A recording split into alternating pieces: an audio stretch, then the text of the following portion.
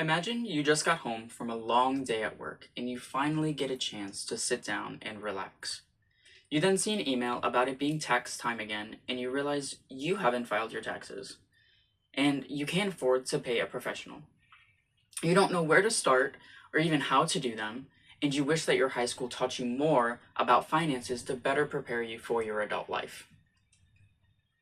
I will be talking about the growing problem of financial literacy, clearing up some misconceptions, going over some consequences, and what we can do to change.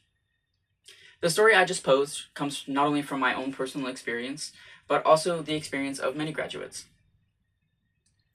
So again, we'll go over some 3 misconceptions about financial literacy, statistics about financial literacy in recent years, and then I'll tell you a story about a famous crime boss and consequence of the lack of financial literacy.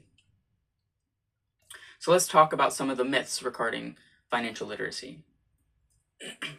The first myth is that you don't need to have financial literacy because there's professionals for that.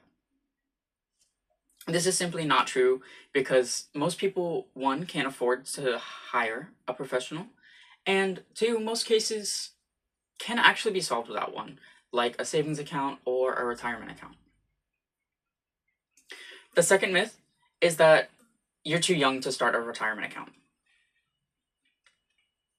This actually recommended by Barnum Financial Group that you start saving for your retirement as early as you can. This is to start good financial habits and give more time for that money to grow. The third myth is that financial literacy is actually taught in schools. Most financial classes aren't taught in high schools, but are instead taught in college. The classes offered in most high schools are economics, which does not cover basic finance.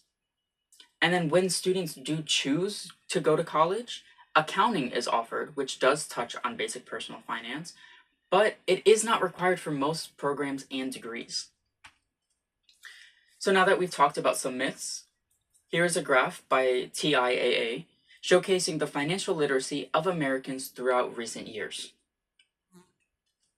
This graph is based on a survey done in adults through the years of 2017 to 2024, where they answer questions to test their financial literacy. As you can see, only about 50% of questions answered by participants were correct, indicating that the financial literacy is low. We can also see by this graph that the percentage of questions answered correctly is decreasing slowly, showing that our financial literacy is not improving, but is instead declining. So now that we've seen the statistics, let's talk about an extreme consequence of financial literacy. We all know this man, right?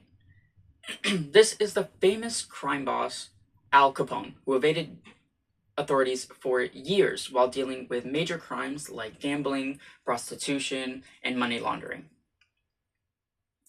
Even the great Al Capone couldn't evade doing his taxes, as according to the FBI database, this is how they eventually caught him, by tax evasion, and sent him to prison, which ended his reign of crime.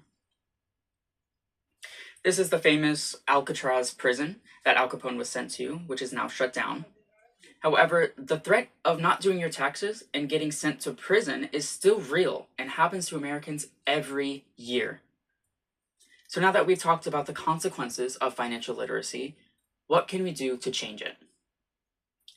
We need to start not only gaining financial literacy, but also having it available to a younger generation so that they can grow up knowing basic accounting. A big change that we can make is to start requiring finance classes in high schools to better prepare students for their adult life.